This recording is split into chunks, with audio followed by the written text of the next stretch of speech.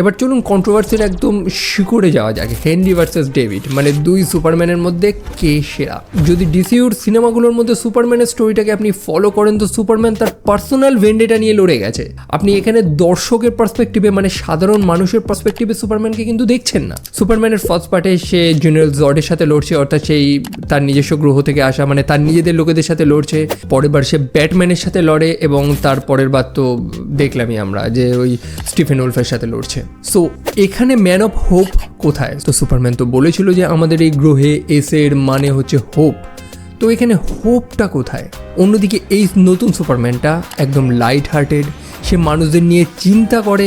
এই সম্পূর্ণ সিনেমাটা আমরা একটা দর্শক, একখানা সাধারণ মানুষের পার্সপেক্টিভে দেখছি যে সুপারম্যান সাধারণ মানুষদের নিয়ে কেয়ার করে। পুরো সিনেমাতে দেখিয়েছে যে সুপারম্যান অ্যাকচুয়ালি প্রত্যেকটা ছোটোখাটো মানুষদের নিয়ে কেয়ার করছে। সুপারম্যানের সাথে ক্রিপ্টো নামক সেই কুকুরটারও একটা দুর্দান্ত কেমিস্ট্রি দেখিয়েছে যে সুপারম্যান তার কুকুরটাকে কতটা ভালোবাসে। ইভেন সুপারম্যান জাস্ট মানুষদের ভালোবাসে না, মানুষদের ওপিনিয়ন্সগুলোকেও ম্যাটার করে। মানে মানুষরা কী ভাবছে, মানুষরা কী চিন্তা করছে, এগুলো নিয়েও সে ভাবছে।